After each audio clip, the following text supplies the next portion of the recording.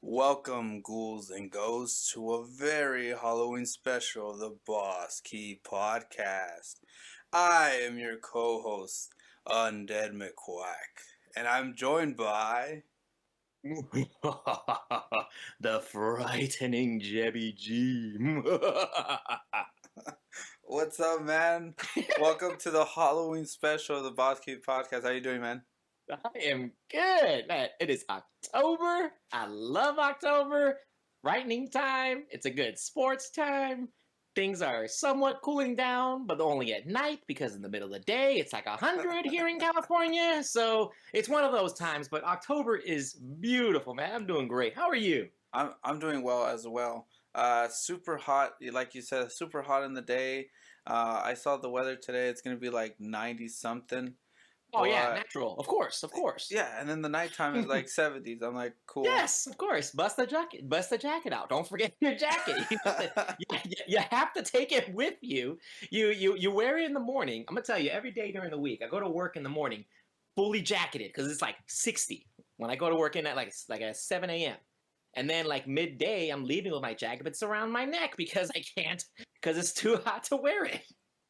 It's just too hot. Yeah, I keep my sweater. I actually have like a hoodie, and I leave it in my truck, and it's just always there because you never know. You go to work, and it's kind of cold. It's kind of that good temperature, and then you get off of work, and it's just blistering hot. You get into your car or your truck or wherever you are, and it's just heat, and it doesn't dissipate until maybe 8 o'clock, 9 o'clock when it's finally cold outside. Yes, and then 9 to 10. I was out last night until like for a family event, and then same thing. I had the jacket only in the car just in case I needed it, and of course I did. So that's just California for you. We only got to get through this. We got to get through this for October because past October, finally it should start cooling down. Yeah, and It'll be like hoodie weather all the time. that's my favorite weather. Nice. But thank you everybody for joining us. We're going to be talking today about a very ghoulish episode, as you heard in the beginning. We're talking about our favorite Halloween games, or the games that we want to recommend everyone play during the spooky season of October, and our impressions of what we've been playing recently. We have some early impressions of a new console that's releasing later this week. But as always, let's begin with what we're playing. Jesse, Yes. what are you playing? Right now, I am playing a smorgasbord of different consoles for switching from my PC and my Xbox Series X. The game that I keep going back into over and over again is still Diablo 2. Resurrected.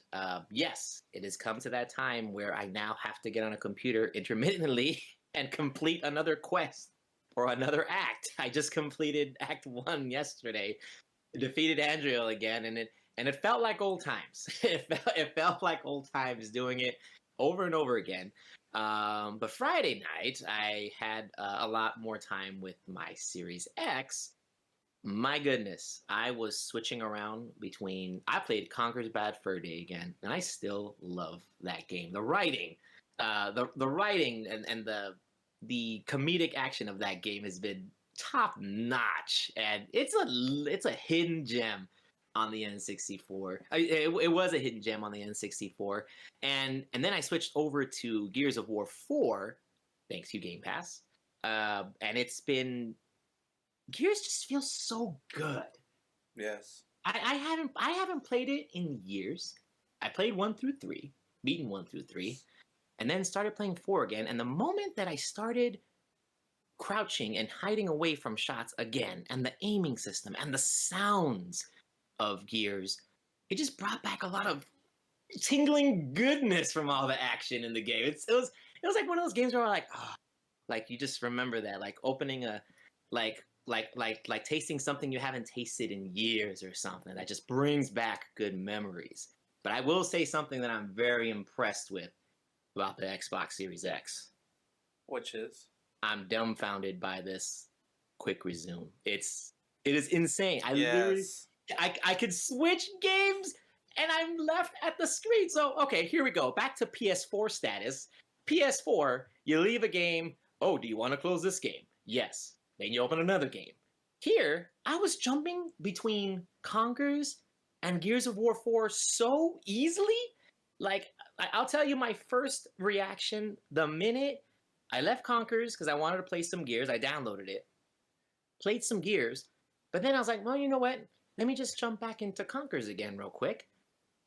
And when I jumped back into Rare Replay again, it was still at the pause screen of where I left it. It's like I didn't even have to go through the menu or nothing.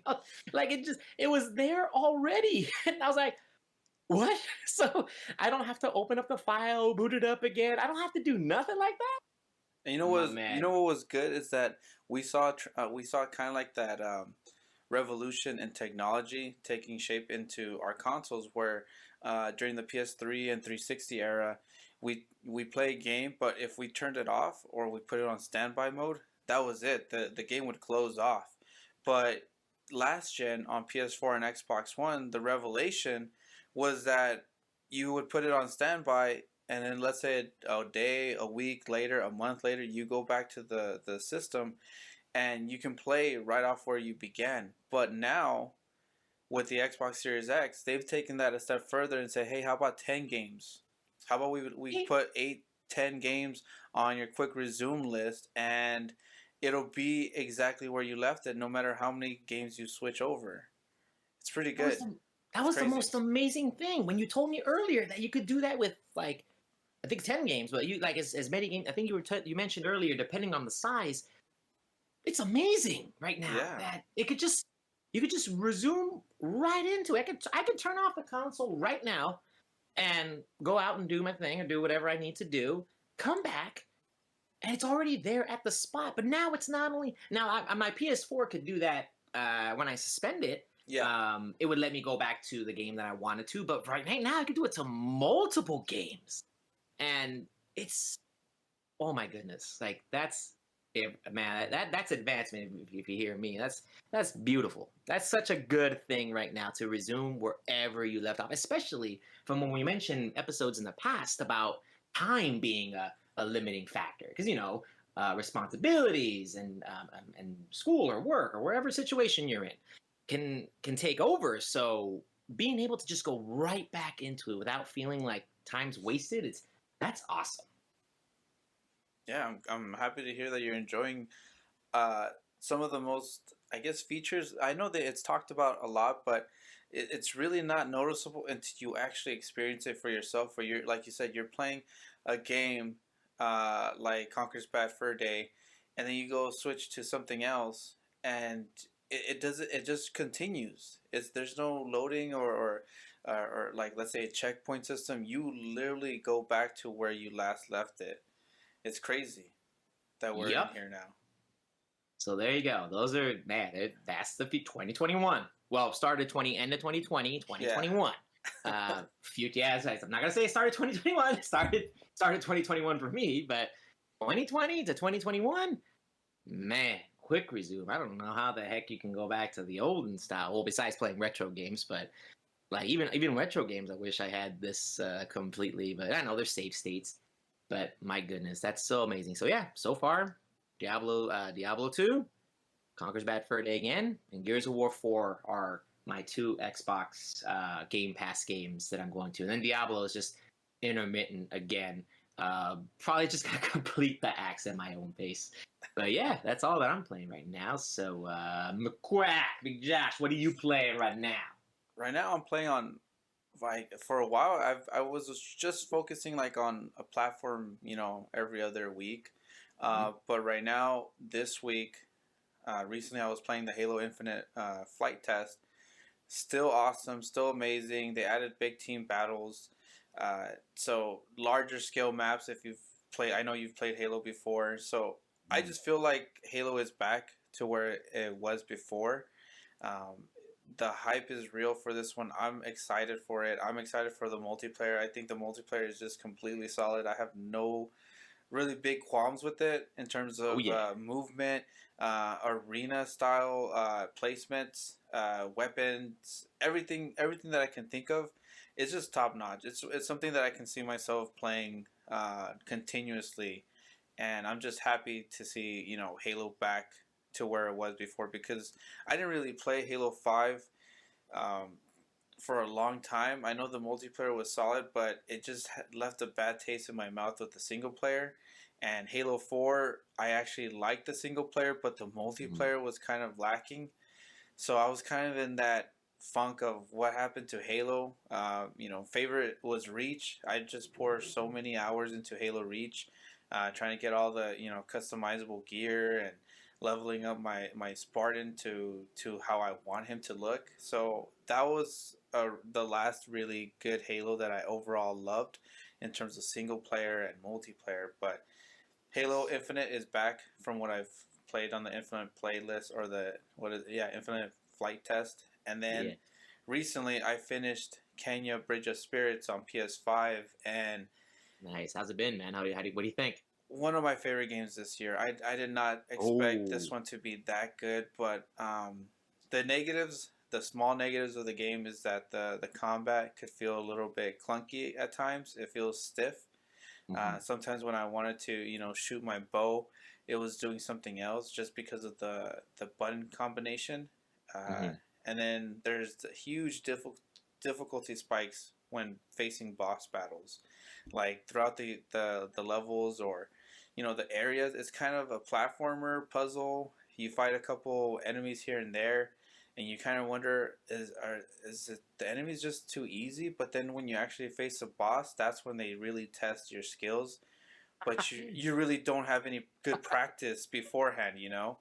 They pull the So wool over your eyes and give you some small fry enemies, and then the boss comes in and is like, "This is the real fight." yeah, and so that threw me off the first two times, but afterwards I just expected, okay, boss battles are the real thing. That's where, you know, don't take the game lightly as you did the rest of the game. But Nice. I love the story, amazing story.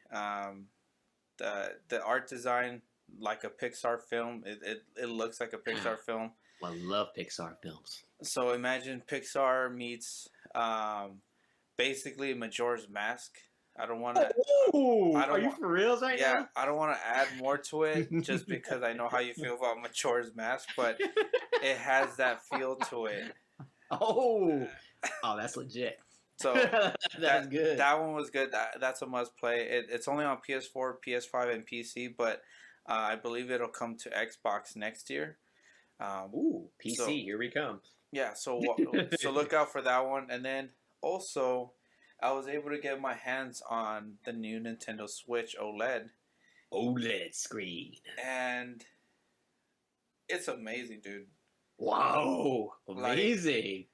okay, so Right. here's the caveats to it. Here's the negatives that a lot of people already know. There's no hardware boost at all. There's no like, this game used to do 30, now it's 60 frames per second. This game used to be 720p, now it's 4K or 1440p. None of that. There's no boost to the games in terms of overall performance. Okay. But it's the rest of the stuff that gets me. So it's gonna come out this Friday, and what is that, October 7th or October 8th, I believe, and it's $50 more than the original Switch that's currently out, the regular Switch, not the Switch Lite, but it's $50 more. It's $350. Mm-hmm. The positives over the old one, which I don't think, if you so for if you don't have a Switch, this is what you need to know. Don't get the original Switch.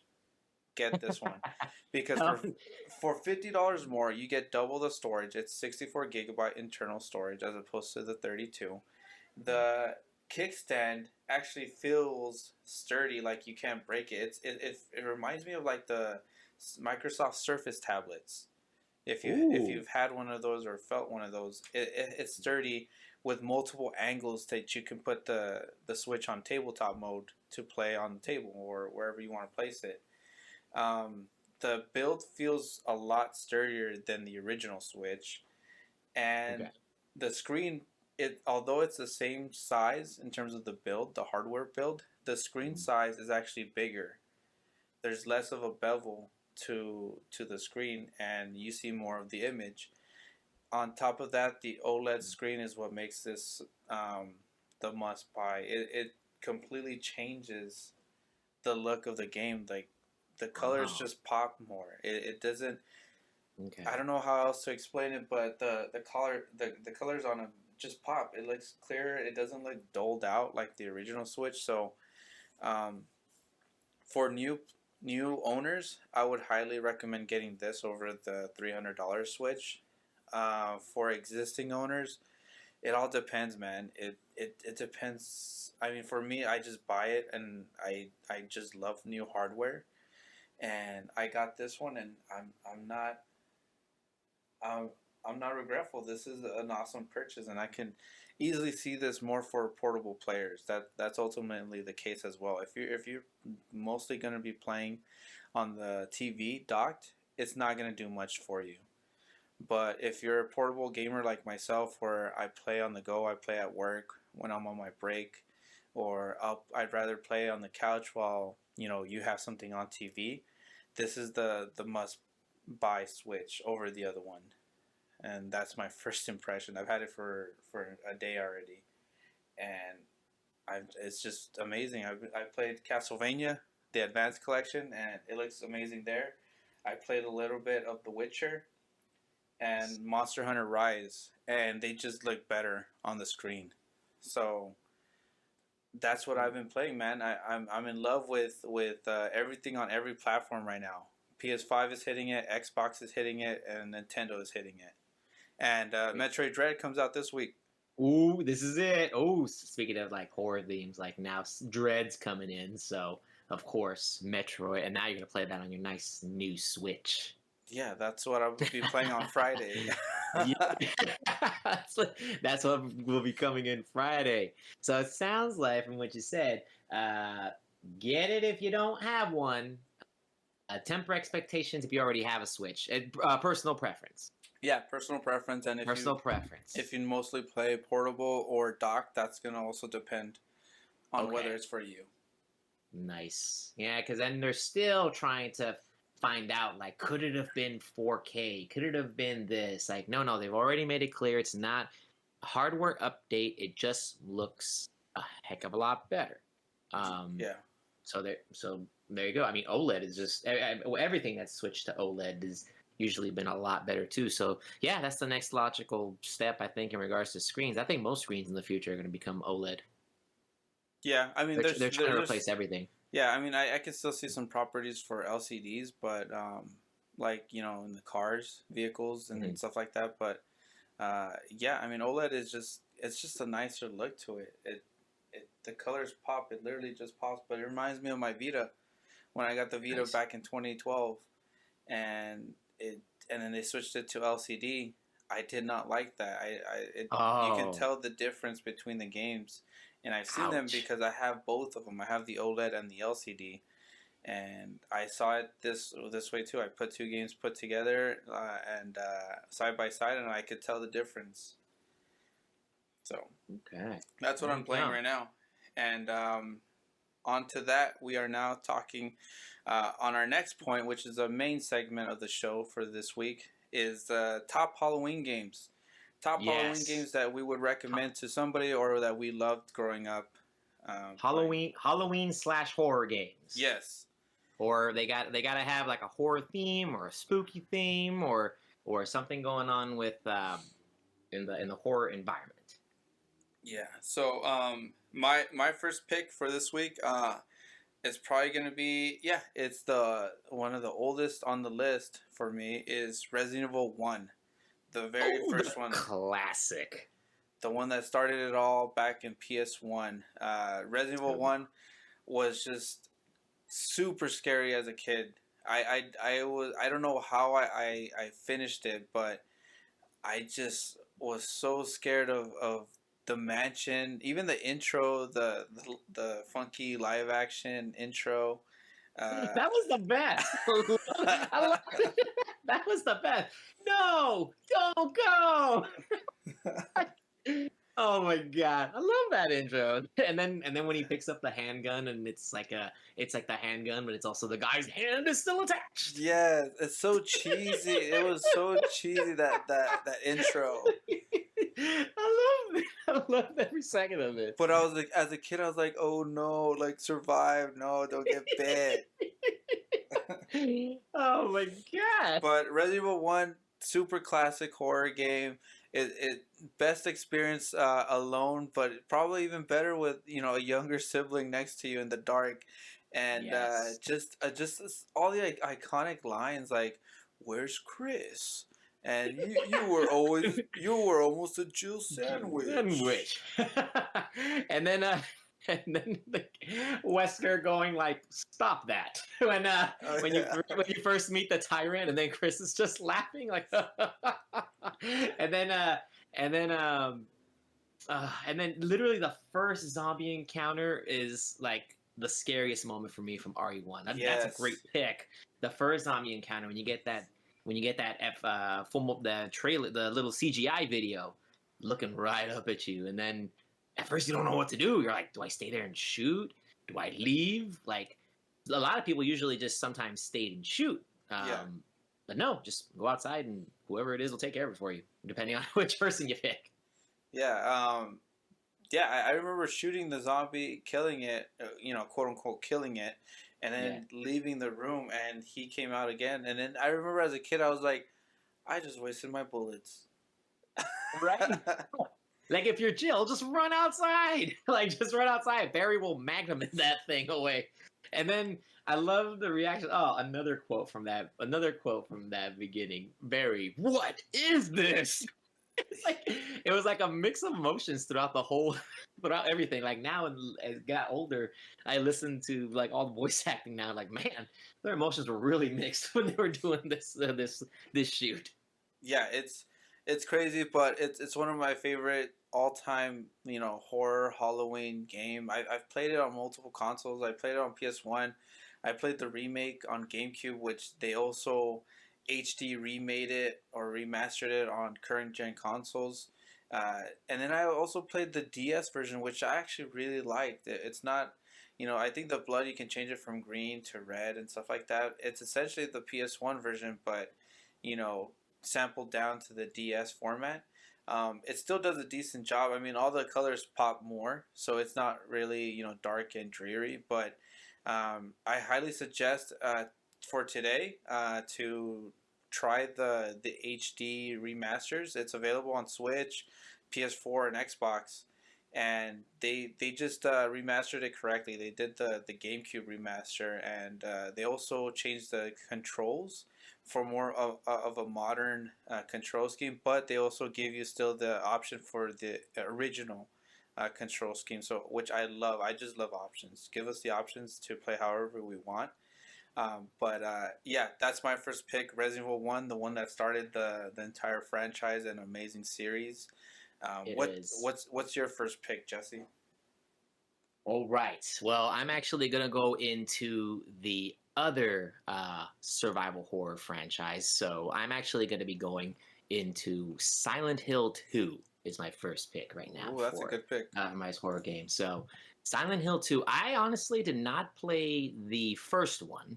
I didn't have a PlayStation at the time, and Silent Hill 1 at the time didn't come out on any other games. But Silent Hill 2 was a game that I had on PS2, which whenever we get to the PS2 segment, it's going to be huge because I had a huge collection at the time. So it was one of the games that I collected and just, I had it. It was one of those that I kind of went back and forth on. I started it, I was like, yeah, I like it, meh.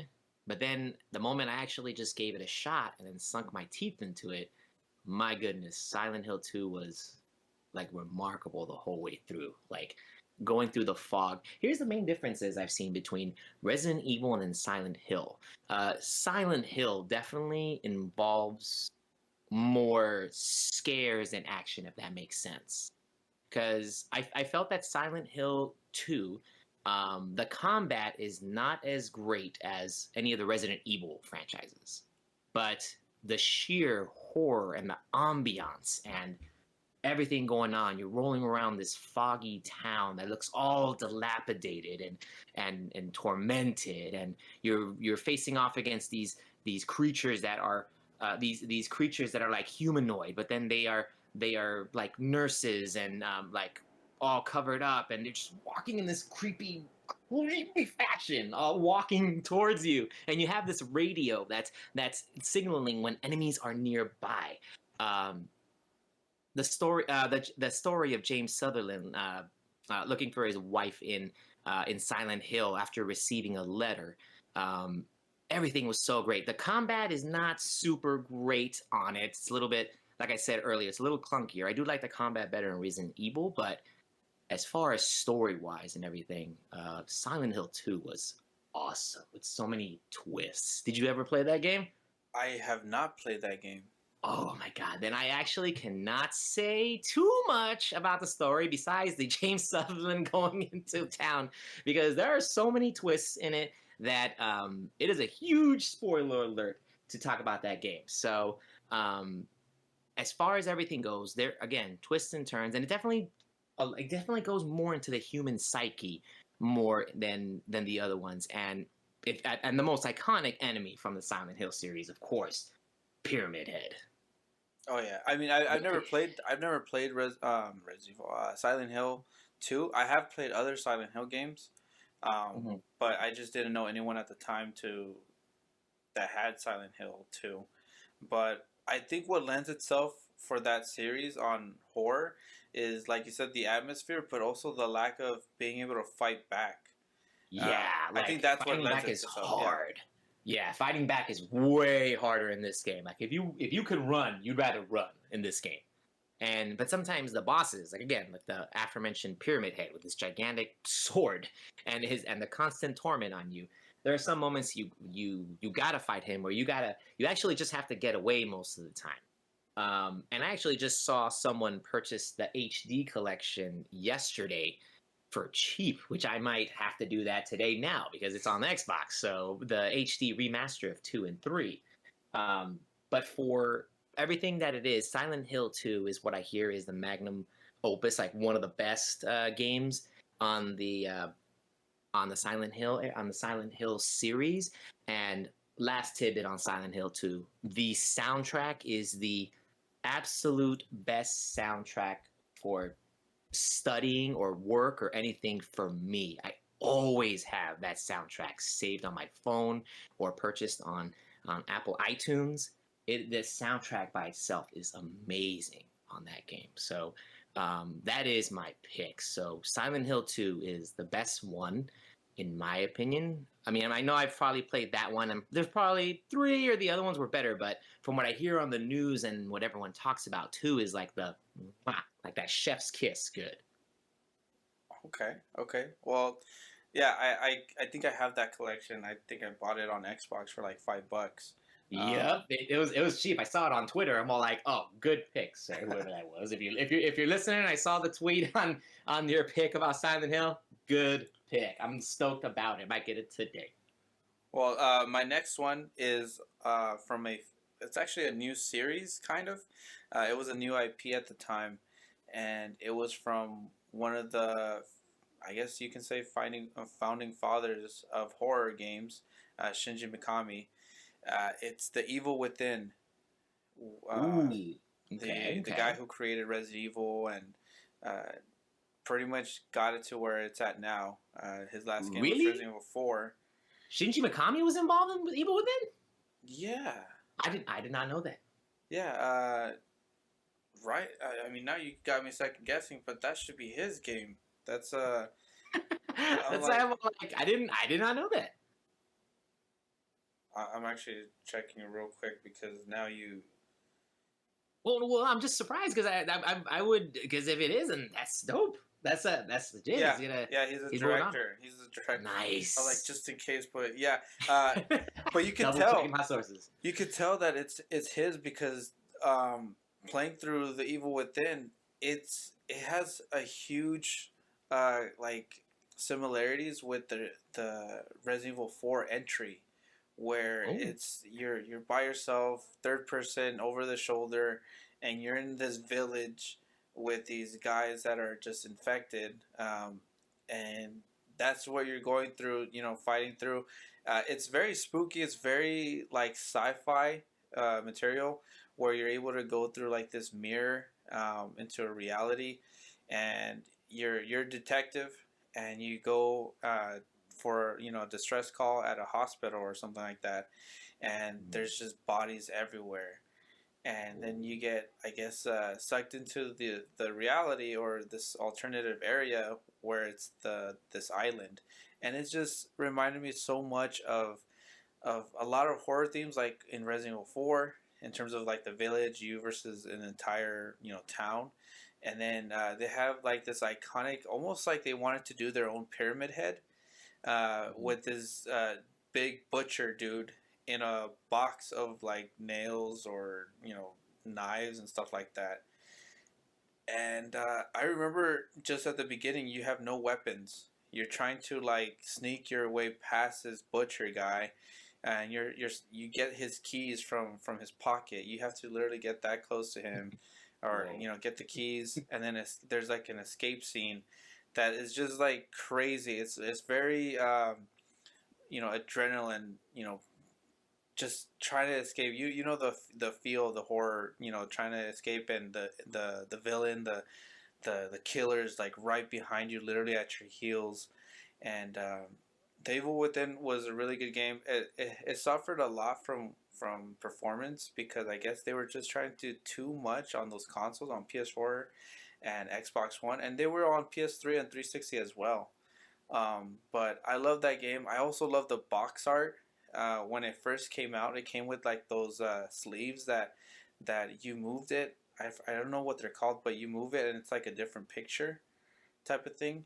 And Okay. it kind of like the Majora's Mask label on the N64, but basically like it's a white backdrop with the Evil Within in red letters, and it's like a chick at the bottom with her mouth gets open because she's screaming or whatever.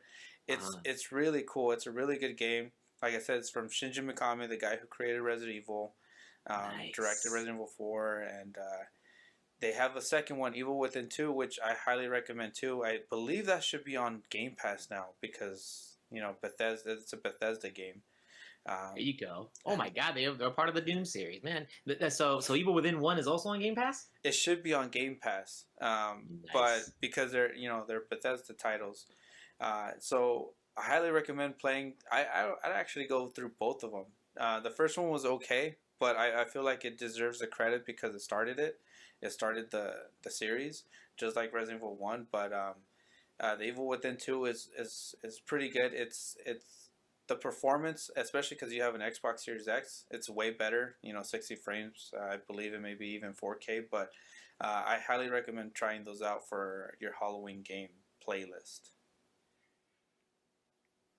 Awesome, man. Awesome. So now that you got me all excited when you say Shinji Mikami was involved with it, and I didn't know. It's one of those ones where I've always just seen the box art. I've always just like seen it from like afar, but I never officially touched it yet. So, um, okay, that's something I'm definitely going to look into now. Thank you, Xbox Game Pass. Again. Again, if this is the second time I think you mentioned Majora's Mask. Why are you doing, man? Really? You gonna keep saying this over and over? I'm sorry. Ah, man, like it's like, but hey, I'm not saying wrong. I'm not saying nothing wrong with that. I love Majora's Mask, so I have no quarrel with this. All right, Jesse, what's your next one?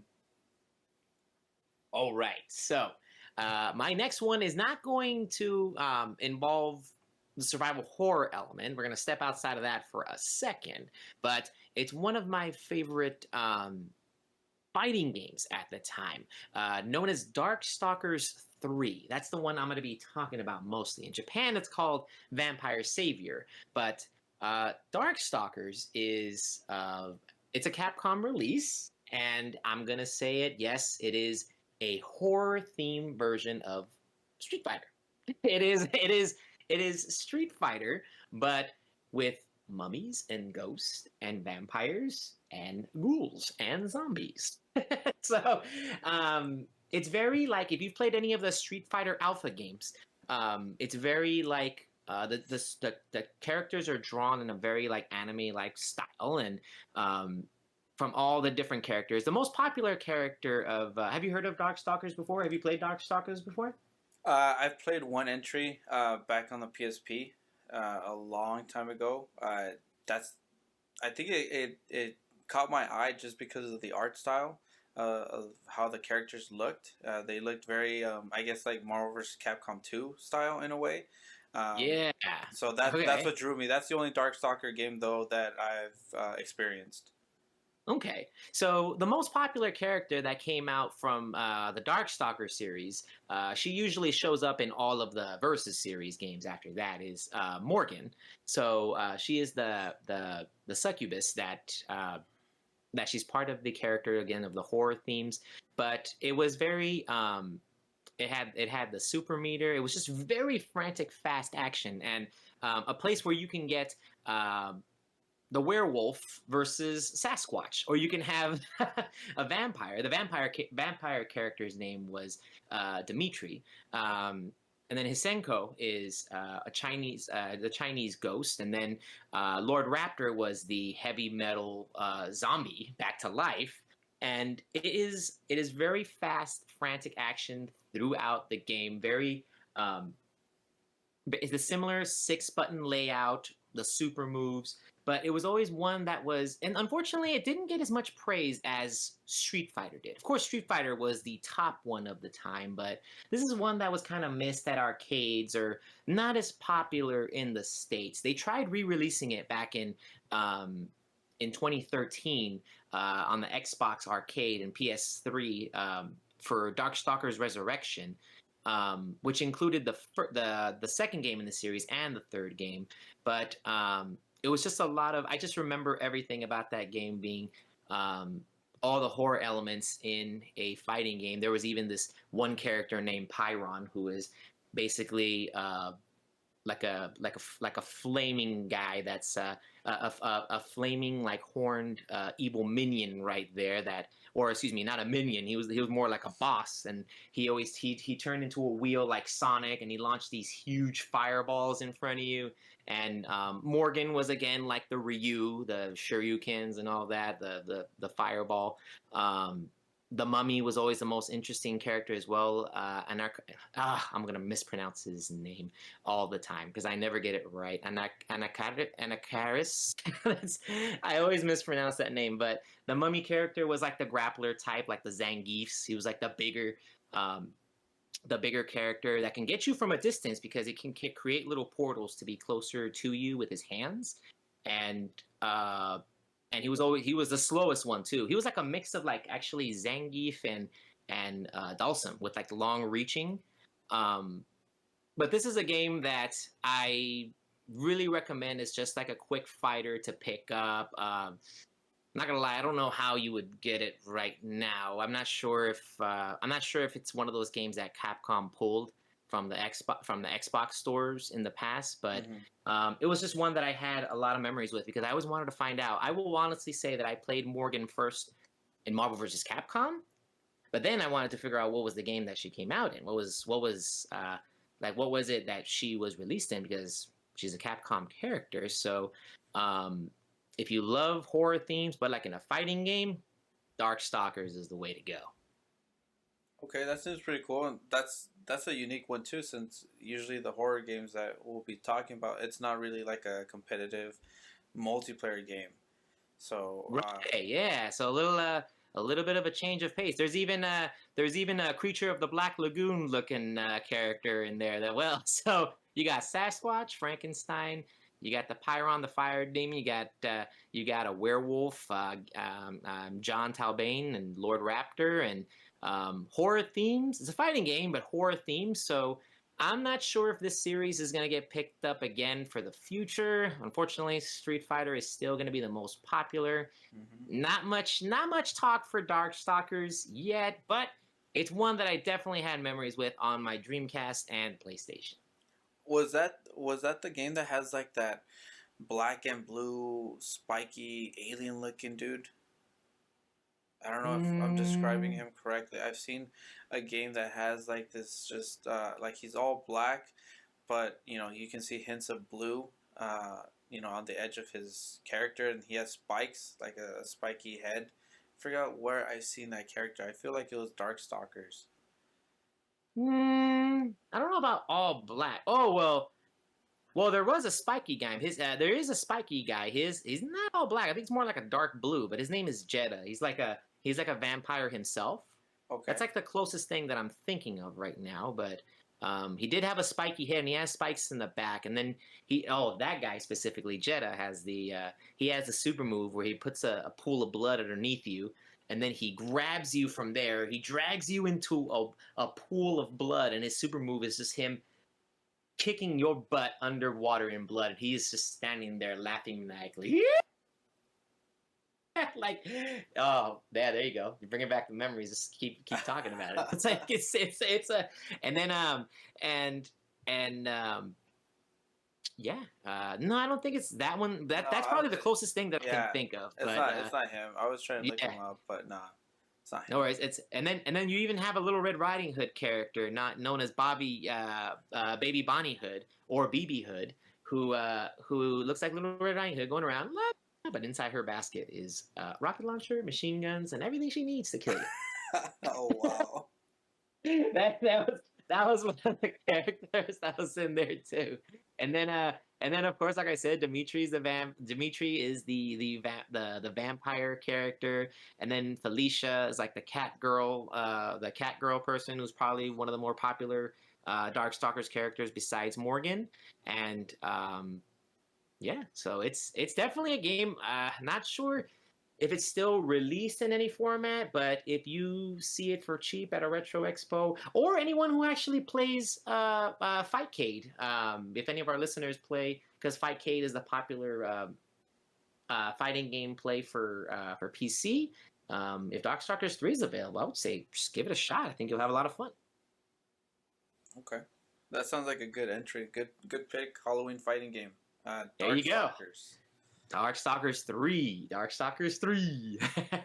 So, Quack, what's next, good sir? Number 3 for you. The next one I have is a game known as Until Dawn. This game came out back in 2015 by Supermassive Games. It's only available, I believe, on PS4.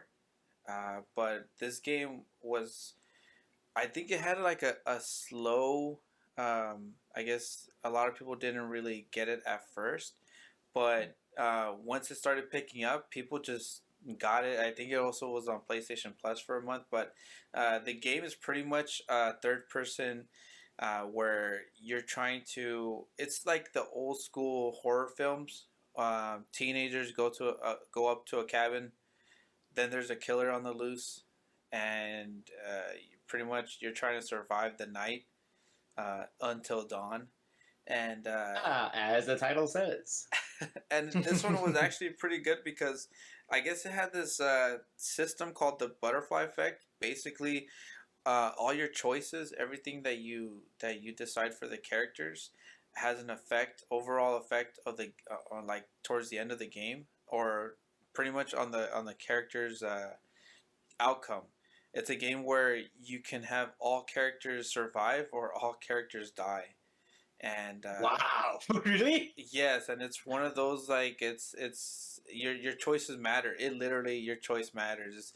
It's one of those where you're stuck in the room, and let's say the villain, the killer, he's like knocking on the door, he's banging it, trying to chip away at the door to get in, and it gives you like a choice: hide underneath the bed or try to unlock the window. You go choose unlock the window, but you need a screwdriver. Oh damn, you should have checked the drawers first for some reason. And the killer is like chipping away, and it's basically, let's say he comes in and it gives you an option of try to bust through the window or throw a lamp at the killer. And oh my god, the choices matter, and you have to, QT, you're trying to you're trying to decide right then and there. And it also has famous actors. It has Rami Malek, I think. The guy from Bohemian Rhapsody. He was one of the villains in James Bond. The newest one, yeah. He's the villain in the newest one right now. Yeah. No Time to Die. Hayden Panettiere, she's in there. they have some other ones: Jordan Fisher, Nicole Bloom, Peter Stormare. If I'm butchering these, oh well, I'm sorry. Brett Dalton. Uh, All right. so it has a lot of actors, a lot of famous actors, and the system Oh. was really good. It's one of those that you want to play with other people in the room because just like a horror movie, watching it with other people for the first time, like it's kind of like it puts your choice. When you normally would be like, no, no, no, don't go in there, go through the window. You actually can tell the character go through the window, and you can see what happens when they try to go for the window or try to hide under the bed. You're watching a horror film and you hear, somebody say, oh, "I wouldn't have done that." Okay, well, What? this game now gives you that choice, and it's just fun to go through it and see your choices have an impact on every character. And when you have someone die, you're like, "Damn, I should have gone through the window, or I should have stayed silent underneath the bed or something like that." So it's a really good game. Highly recommend. Ooh. I played it over a friend's house years ago when he had it, and it's a good playthrough. It's one of those that you do want to play with someone else, and maybe even hand off. Like, hey, you're gonna play as this character, and I'll play this character, and make a game out of it. It is super horror, so you do see some gruesome kills. Ooh. So I highly recommend playing Until Dawn, especially with somebody else. It's a single player game, but passing off the controller to somebody else so that they can play their character, so that they have more stake in the game. I think it's pretty fun. Think I know what to do for the next party game, sir. There you go. that's that's so any decision that you do is gonna depend what's gonna happen next, and you can do the decision of like you were saying earlier, go out the mirror, go out the window, or throw the lamp at him.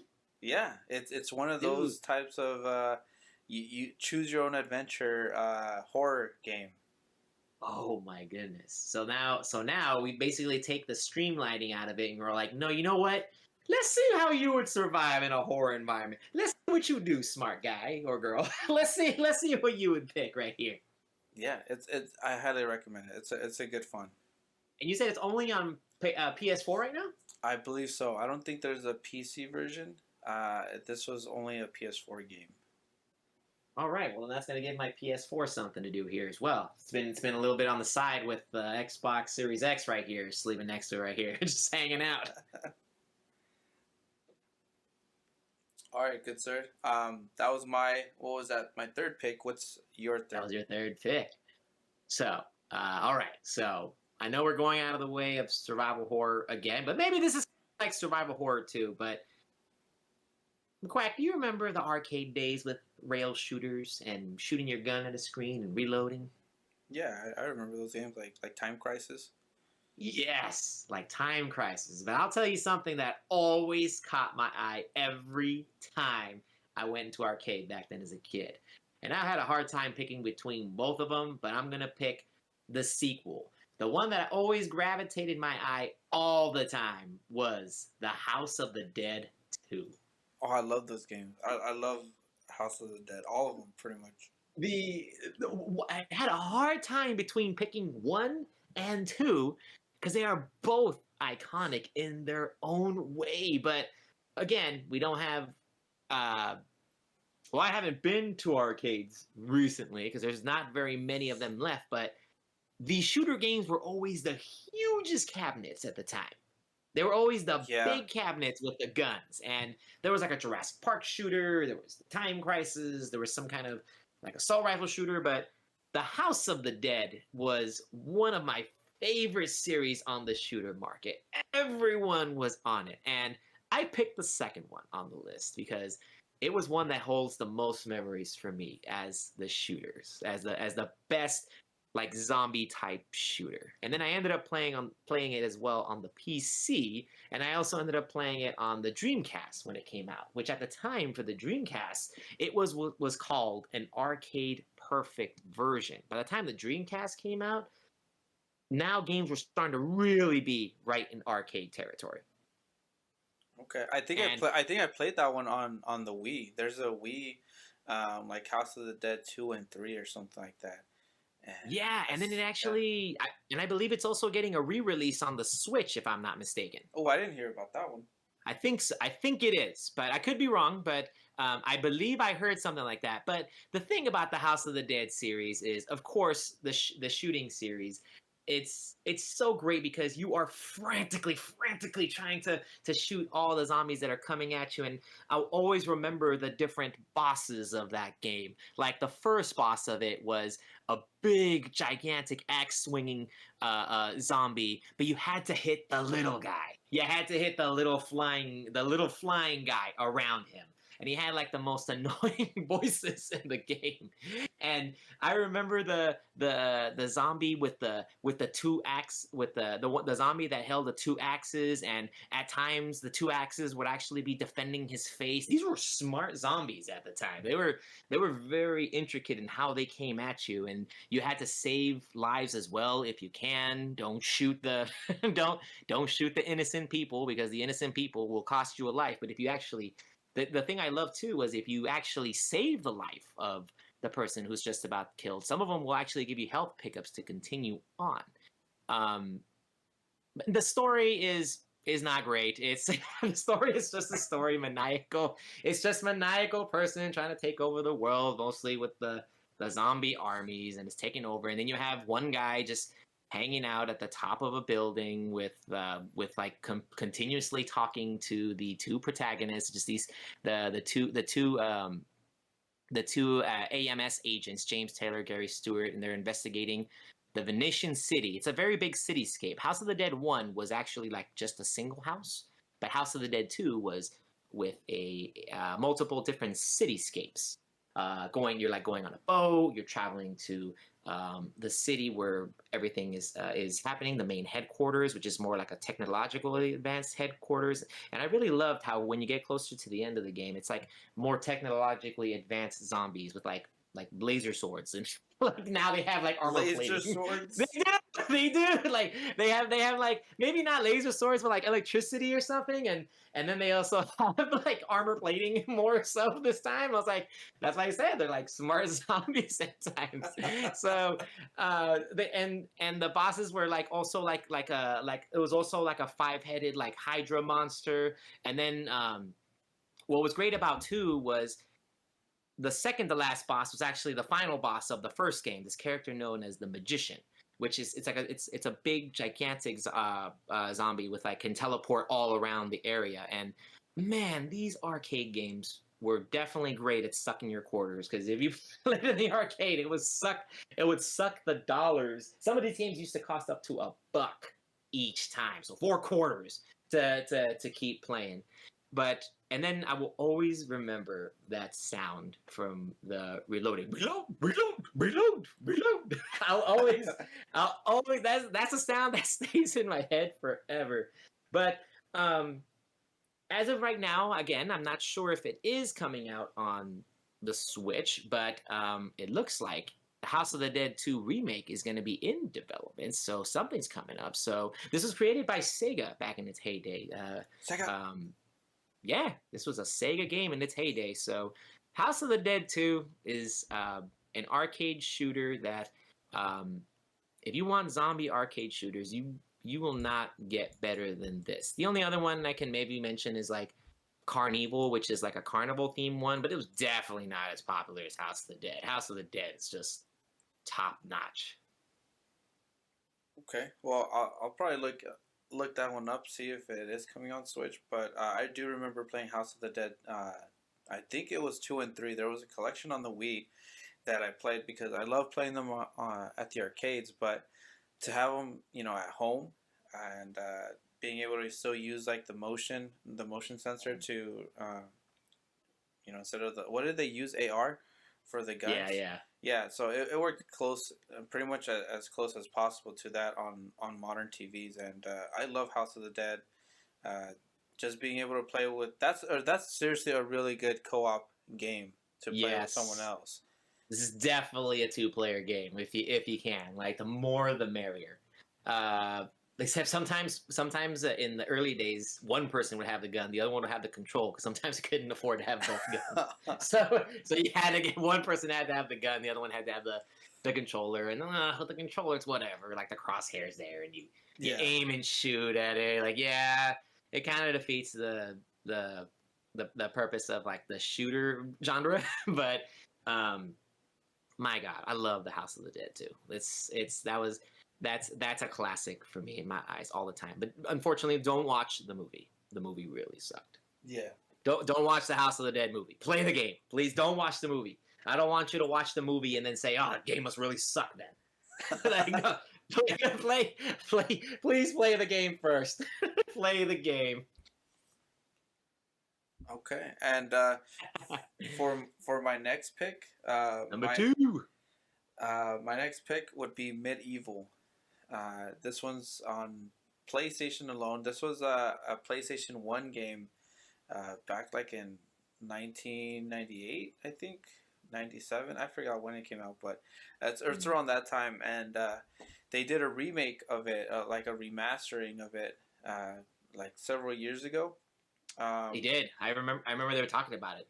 Yeah, I love the remaster. I played it a couple days ago, just for more research again for this one, because I remember playing it. That was one of the games that I remember. I think it came in like a demo disc at Pizza Hut or something like that back in the 90s when that's how Pizza Hut had demo discs? Yeah, Pizza Hut, like there was one I time love where it. they gave like a demo disc, and I think it had like 5 games in it, and one of them was this. I think it had Spyro. Ooh. I think it had Metal Gear on one of them. I forgot what, but that's when I got most of my games at the time. I was like, I want Pizza Hut. I want Pizza Hut. My parents knew why. I didn't have a PS1, but to say I have a game. You don't want pizza, Josh. They're like, you don't want the pizza. Like, Miko again wants to go to Pizza Hut. And it's like, it's for the PS1, baby. That's why. I had like 5 demo discs. Yes. Oh, I'm sorry. We don't say it's called PS1. At the time, it was just PlayStation. Yeah. PlayStation. But yeah, Medieval basically takes place like I think in the 1200s or something like that, but like not our 1200s, obviously like a fantasy time era, and there's like a huge battle between this evil sorcerer and this army of regular humans, and your main character Sir Daniel Fortescue, he's leading the charge. Against the king, against this evil dude, and he's the first one to die on the battlefield. Your character gets an arrow to the eye and dies. Ooh. Hey, that explains why he only has a single eye. Yeah, that's how he has a single eye, and it's like I think a century or 2 centuries later, the guy resurrects himself. The evil guy resurrects himself, but he also resurrects all the skeletons, and Sir Daniel Fortescue is a skeleton. He's a skeleton knight, and he's basically fighting the hordes to, get to him to kill him. So it's very. I would say this one is probably the most family friendly so far that I've mentioned. Right. It's very colorful. It's very, I guess, humor, Saturday morning cartoon type of humor. There's not much to it.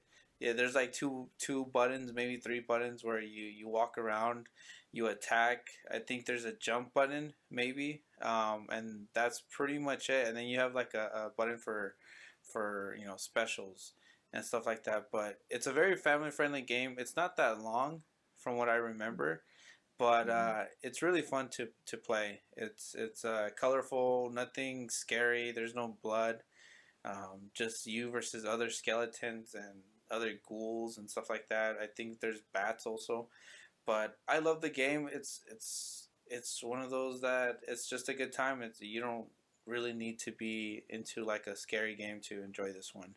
Did you ever play it or see it? Seen it, yes. Played it, no. But remasters, I've seen it that they were bringing it back. I remember it was one again. Didn't have a PlayStation growing up, but I remember It was one of the popular discs I would see whenever I was at the stores. But yeah, I was always interested in again. Yeah, you open the lore up to me why he has a single eye only and not both eyes because I did not know that. But yeah, it definitely looked like we were just saying earlier, the family friendly. Everybody can play this regardless of age, and just something that not every single horror theme or Halloween theme doesn't have to be gory or brutal. Or I mean, that's the one I would like better personally, but not everyone is into that, and I think just having options for everyone is awesome. So I think it's something. I would have to check my PlayStation again, but I think it was free on PS4 at one point um, for PlayStation for being a PS Plus member. I would need to double check. But if it was, because I would usually check every month and try to download games every month, whatever comes on. Yeah. So if it is, I'll definitely check it out, or maybe I'll just check it out myself. It sounds like something chill that I can play just relaxing. Yeah, highly recommend this one. Nice. What's your next one, Jesse? Oof. Number 4. All right, we're going into the meat and potatoes here again. We're going into better and better. So the next game I actually have is one that if I pick up the controller and keep playing it, I am not putting it down. It's the Castlevania game that I love the most, Castlevania Symphony of the Night. That's my favorite Castlevania, and I think many others' favorite. This is the Castlevania game to play. This is the Castlevania that started the Metroidvania style, that later on became the standard for most Castlevania games, unless they specifically mention not to do that. They want to keep it to 2D and just the simple action part. But this is the game that revolutionized Castlevania, changed its style. 1, 2, 3, and 4, and Rondo of Blood and Bloodlines, they were all mostly about left and right, action, side items, not much leveling up except like when you collect the items. This game came out, and that changed the whole planet of Castlevania. The story of Alucard going up against his father, Dracula, is such an amazing tale throughout the game. So many rooms in this castle. So many different horror icons and horror features in here. Bats, Frankenstein, skeletons, ravens, death. A lot of things that you can't fathom to think of in the horror genre are just jam-packed into this castle. And everything you want to do in horror is here in the Castlevania Symphony of the Night. Most Castlevania series, they have all these elements I'm talking about, but something about this game, I will say that I played it on PlayStation, couldn't put it down. I bought it again on Xbox 360 when it was released in the arcade, couldn't put it down. I repeated it on PS4. I bought the collection that included this and the Rondo of Blood. Couldn't put it down. It's so good. Like all the items that you can collect. So now you have Alucard, who is the best main character in Castlevania history. You can customize him to whatever you want. Do you want him to use axes? Use axes. Do you want to use swords? Do you want to just punch him to death? Do you want to use a lot of spells? Do you want to make it a lot harder on yourself? And you can play it however you want. And it's Metroidvania. So we've talked about Metroid. We're excited about Metroid Dread coming out. Castlevania, this is a Castlevania to your preference. You can go to, assuming you have to collect certain items to go to certain rooms. But this is a Castlevania game you can play however you want. You can make yourself as overpowered as you want with the items you collect.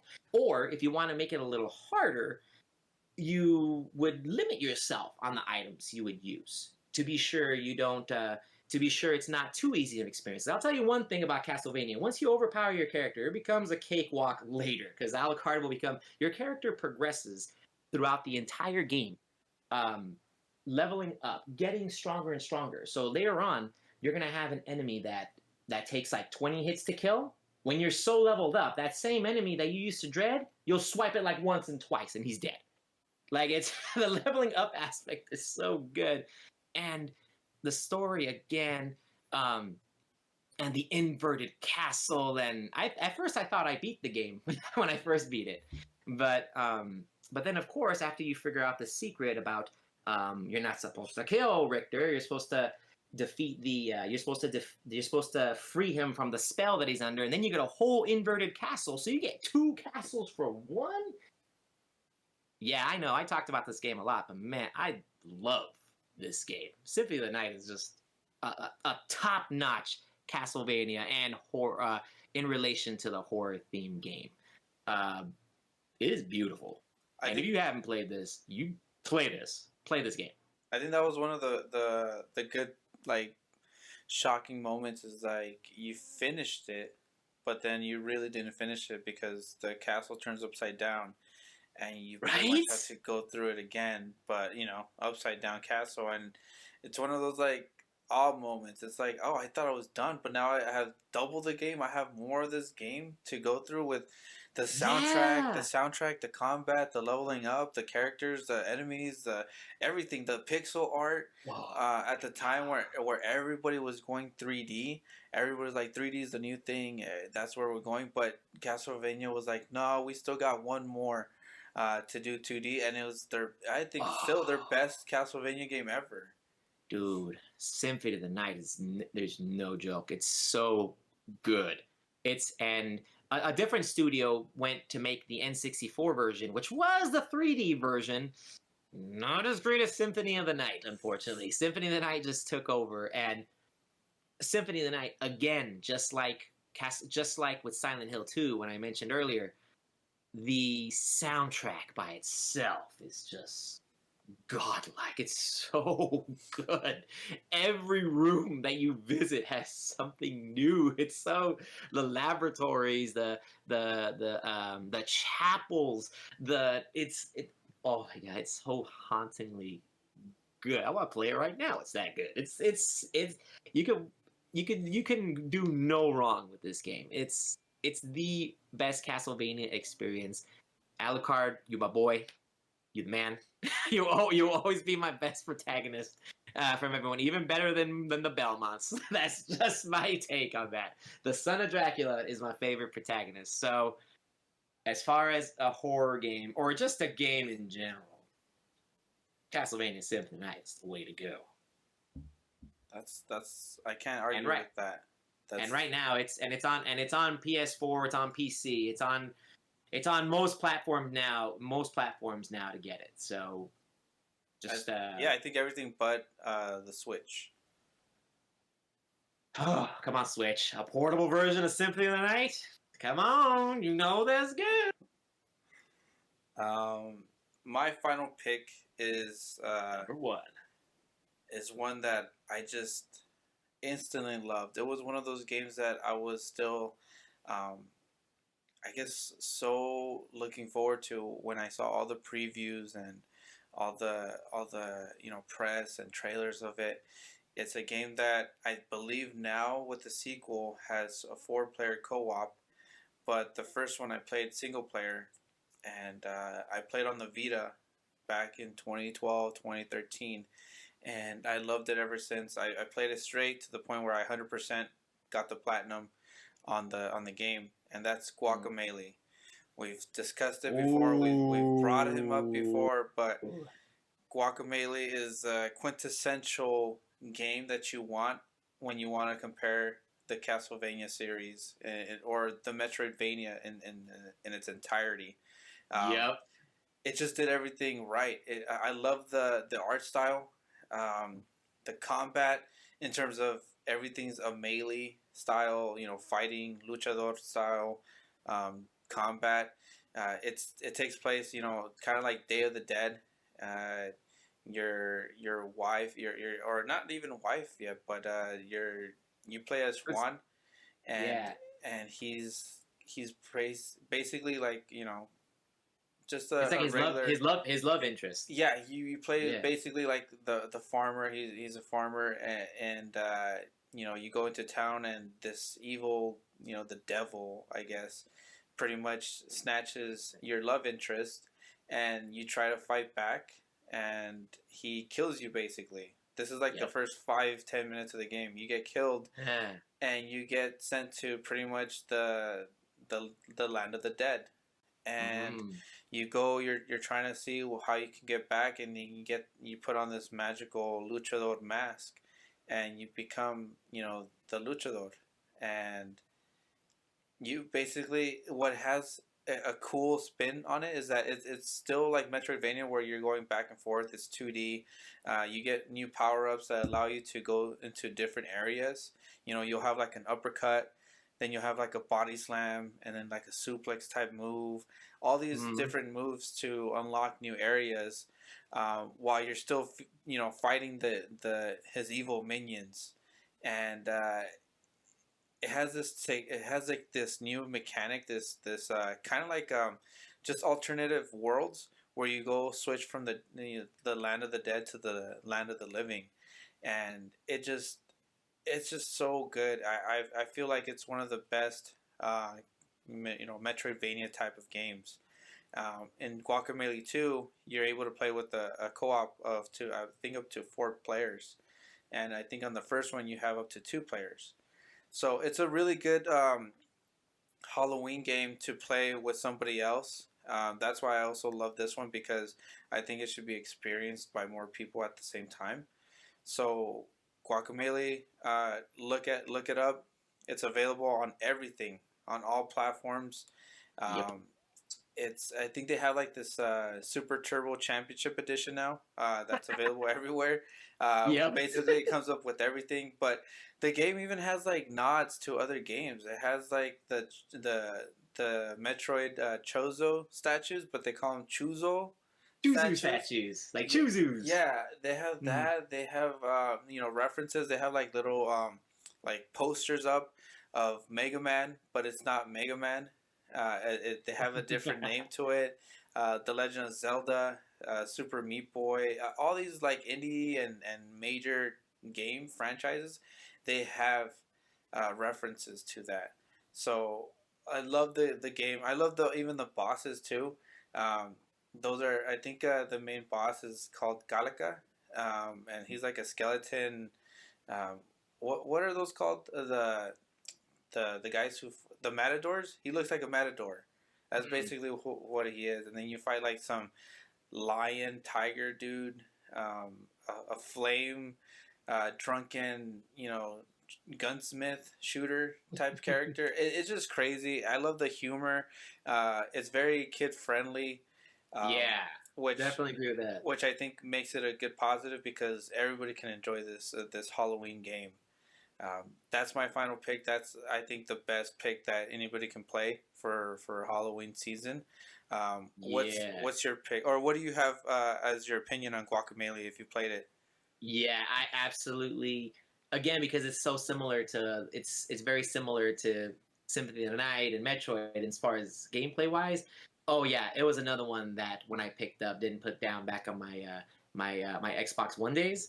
It was definitely good. I love the different color like I like the different moves that were going on like the suplex, the uppercut, and then you even have a dash that lets you dash across screen Yeah, if you get it from a wall like and then you even have like your version of like the super dash to make you go faster. And then there was like the different enemies, and then they have a different shield color, so you have to hit them with that specific attack to beat that shield. Like it was very innovative at the time. It was such a small company that did Drinkbox Studios. You says the name right? yeah. Drinkbox Yeah, Studios. Drinkbox Studio. So I never played the second one, but the first one, oh my goodness! I believe that main enemy. I think his name was like Carlos Calacta or something like that. Yeah, I believe that was the main villain's name. But yeah, he steals the girl, and you had a love interest, and then you play a luchador. His name is Juan, and he's just like the farmer at this time. But then he gets super powered with the with the luchador mask. He gets hyper powered and oh yeah, the different platforming of switching between the land of the dead and the living, and you have all this ability with one button. So you actually switch between worlds with a single button. Like you go to land of living, land of dead, depending on where the platform is, and Um, and I'll tell you, like when you start getting close to the end game, the downloadable content, the final stuff was so hard. It has these different puzzles that really test your nerves. But if you beat a lot of it, then you get the most amazing ability, which is to turn into a chicken. You turn into a chicken and you fly everywhere. Then that's basically like your infinite flight, like for wherever you want. But no, Guacamelee is that's a superb pick, sir. That's a very good game. That's and right now on Game Pass, and I hope they included all the DLC in the Game Pass. I hope you don't have to buy anything, but I'm gonna try Guacamelee 2. I'm gonna go to the second one then for Game Pass. Yeah, I gotta. I already beat the first one. I gotta finish the second one. I've platinumed the first one. I got everything. I did all the DLC. So Nice. Guacamelee 2, I know that one should be a good pick as well. So I choose Yeah. Guacamelee again. The first one, it started the series or the franchise, but Guacamelee 2 also, from what I played like maybe 3 hours of it, and that's just as fun as the first one. Sweet. So, for my final game right here, I know that I already mentioned it on the N64 list, but I cannot get Resident Evil 2 out of my head ever as a survival horror game. It was the one that I played the most of any game. So, Resident Evil 2. And I know that there is the remake and the original. Yes, of course, everyone in the world is going to play the remake more often than the original. But the original for me was just such an amazing experience throughout. And I'm so thankful that it came out on N64 because I probably would have never got to play it as much as I did if they didn't make that N64 release. It was a PlayStation, but Resident Evil 2, the story with Leon and Claire in the city to survive a zombie apocalypse that started months prior because of the whole mansion incident. And the new enemy in William Birkin with the G virus, something that causes rapid mutation and he turns into the like the big dude that he is. Like the cutscene with William Birkin getting shot by the Umbrella Corporation is a scene I remember in my head forever. That one cutscene with them saying we're here for the G virus sample, and he's all like, you're gonna have to get it for me, and then he drops something. He's like, what's that? And then the moment they take the opportunity to gun him down, and then they gun him down.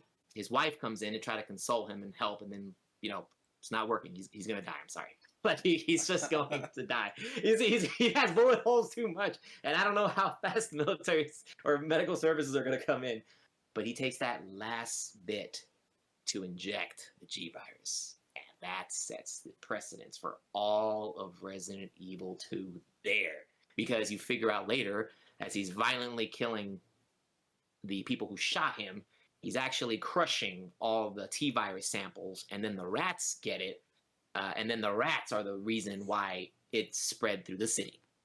So, Resident Evil 2, I have completed Claire A, Leon B, Leon A, Claire B, the scenarios over and over and over again.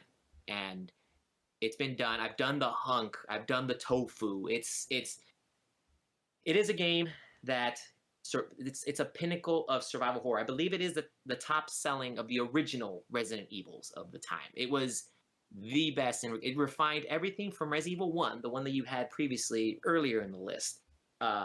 But it did everything so much better. The alligator set piece is one of the best still, where you blow the head off with a gas cylinder, and visiting the laboratory, getting everything ready in the laboratory. It's about to self-destruct. The multiple fights with William Birkin as he's evolving throughout.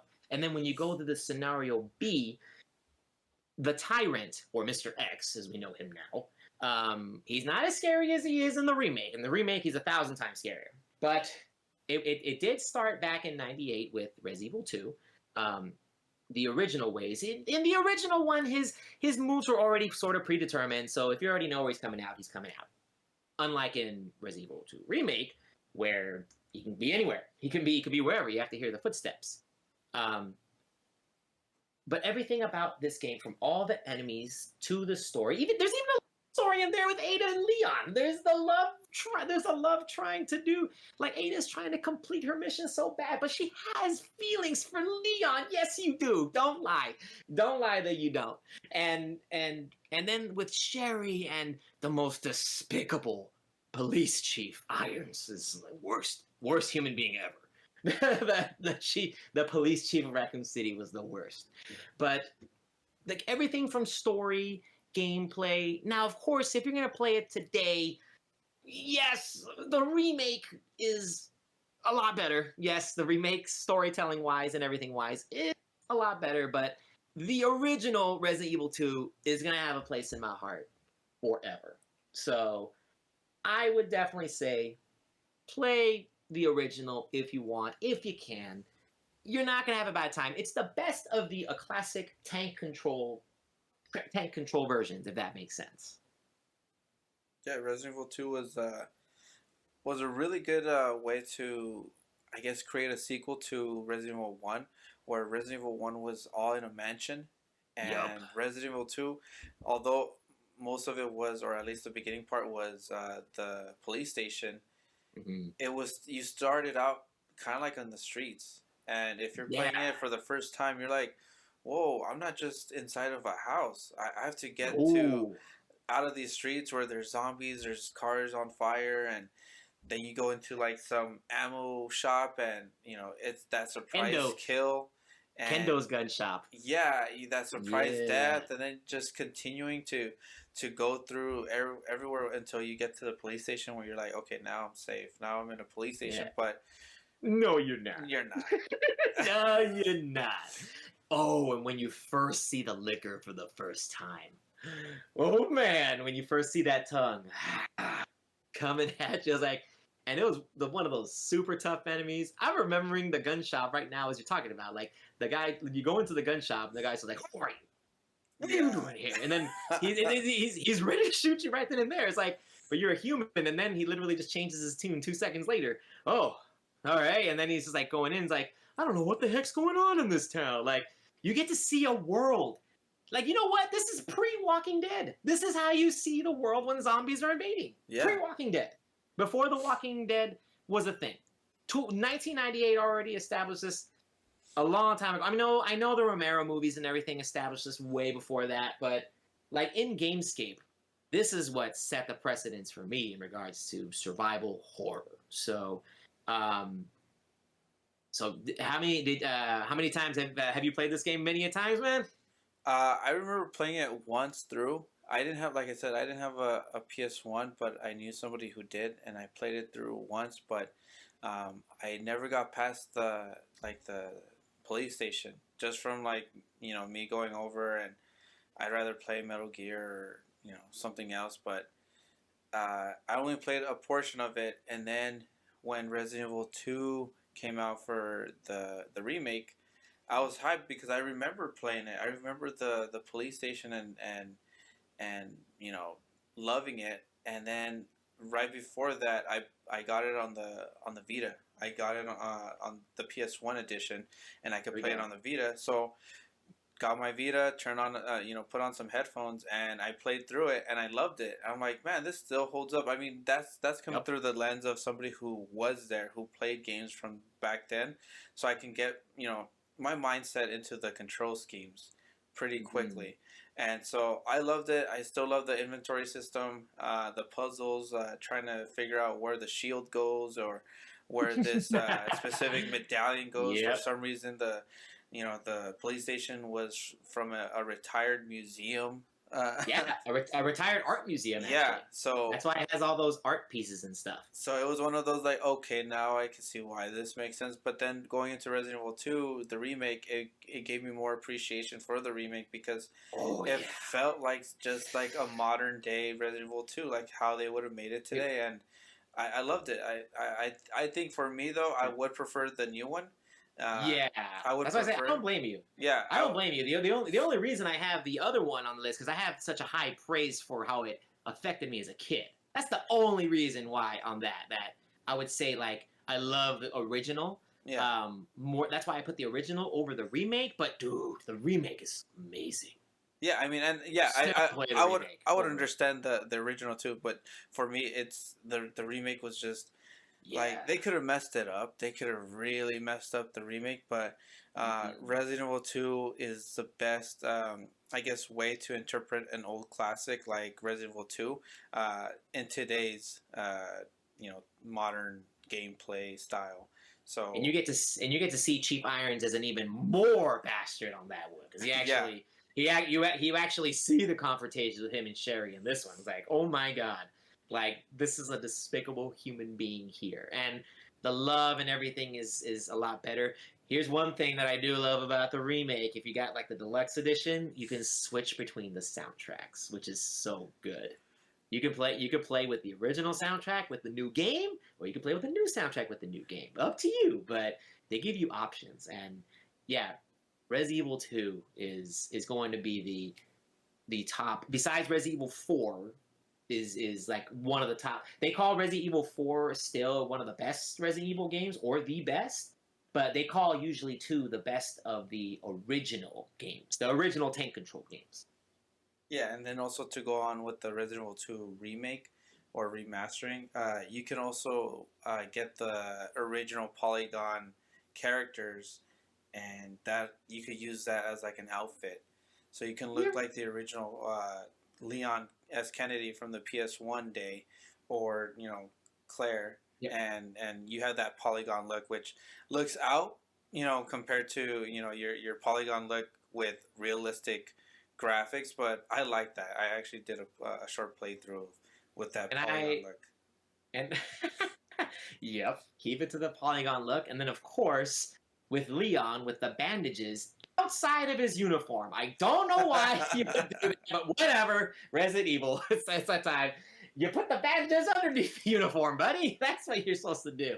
And with that, the sound is pretty much telling us that we are at our final segment of the show, which is our boss pick of the week.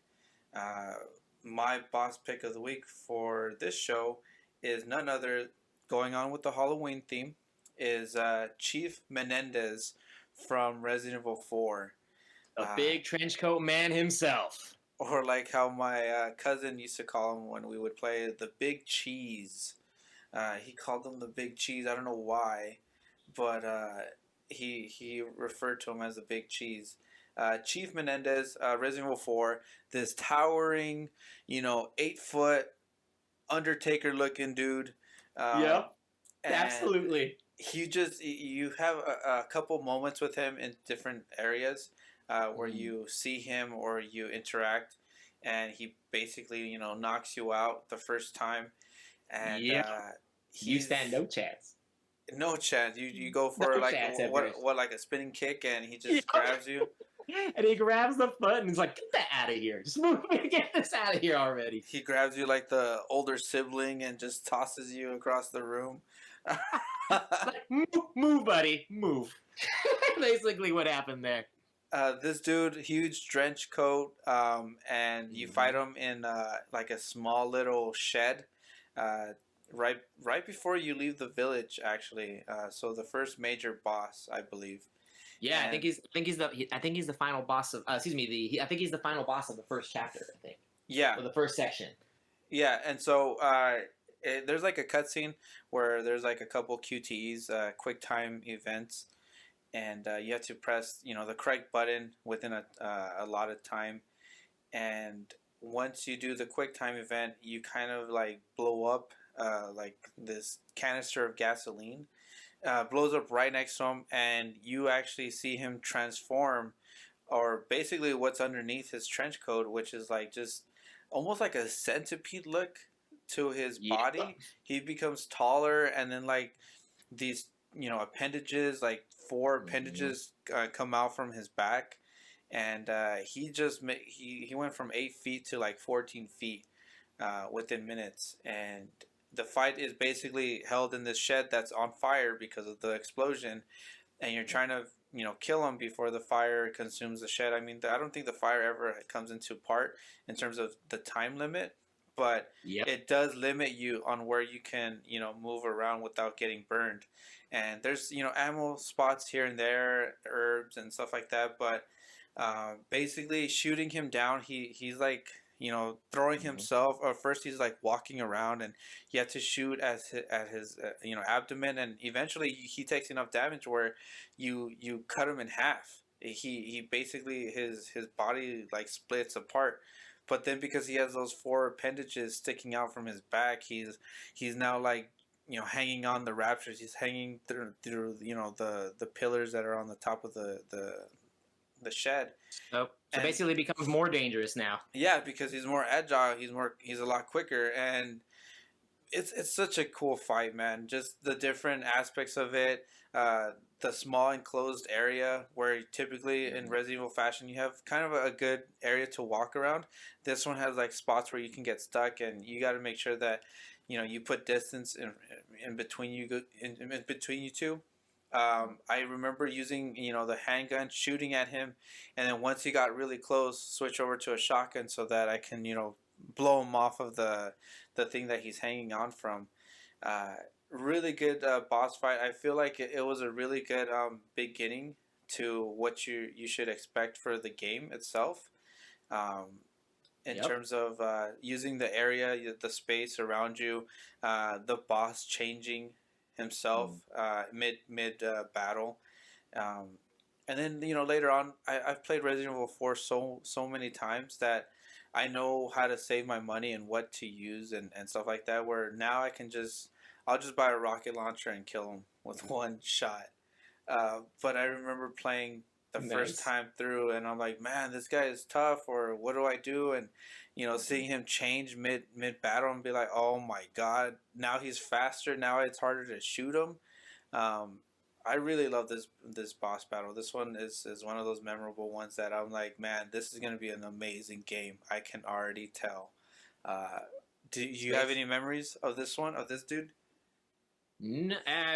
Everything from what you said is actually pretty spot on from what you mentioned, man. It's I just found fun fact. He actually was a father. He was a priest. So he was corrupted by Sadler, which is the main villain of Resident Evil 4. But exactly for those same areas that you mentioned, he was a multi transformative boss of different areas. So no, you're not only going to get big trench coat. You're going to get millipede extender, and then he has the appendages on the back, and then the thing I remember the most about a lot of this boss battle was the quick time events, which was Resident Evil 4's forte. It was innovative at the time, where you can't even relax on a cutscene. Like, no, in a cutscene, you're gonna die immediately if you don't press that right button. Like, game over. Um, but not additional memories besides all the ones besides the one that you just mentioned about him going all around you now, and he becomes harder and harder as the boss goes on, because even though you feel like you're beating him, you haven't yet, because now that he has the half body, he's using those appendages to his advantage. So great pick for this one, and um, definitely did set the tone for all the other bosses that will be later to come. Yeah. So that's our show. That's our Halloween special. Yeah, yeah. Hope you guys are able to play, at least maybe try one game. A lot of the games that we mentioned, like Jesse stated, are on Game Pass. So if you're on Game Pass, it's a Go download. for it. Download it, Yes. try it out. If if it doesn't feel like the game for you, it was on Game Pass, so you can switch over to something else. There are some other Yep. games that we didn't really talk about, only because we don't have experience on them, but we have heard that they're pretty good. One of them I remember people talking about is Dead Space, which is also one on Game Pass, and two is getting a remastering coming out later next year. I've heard Which nothing but good things about Dead Space. You know any others that you've heard about, but you necessarily don't have much experience with? Actually, the games that you mentioned were the ones that I haven't played. Like Evil Within is one that again, I've always seen the art, but I'm actually going to give that one a shot myself to see how that one goes. So yeah, that's the one I'm going to give a shot. Okay, yeah, and let us know your favorite Halloween games. What games that remind you of just getting into the spookiness atmosphere that is October. Ooh, October, favorite month again. It's gonna be scary stuff, lots of candy, metal music, and horror all around. Yes, I think you know what. Just the way you were talking about earlier. I have Diablo 2. I gotta get through the first Yes, chapter. I think I'm halfway through, but there you go. Defeat Andrea. Let's go. I have it on my Switch, the new OLED Switch, so I'll play it on there and see how it is. But yeah, I think it's time for that spooky Halloween playlist to come about. I'll be playing some of the games that I mentioned, and definitely you got me into wanting to play more Diablo 2 for that loop. Yes, excellent. All right, you guys. My plan in fruition. Yes, more Diablo 2. Well, that was our show, Ghouls and Ghosts. Hope you enjoyed it. Again, let us know what games remind you of Halloween, and Yes. we'll see you next week. Later, you guys. Laters, everybody. Peace.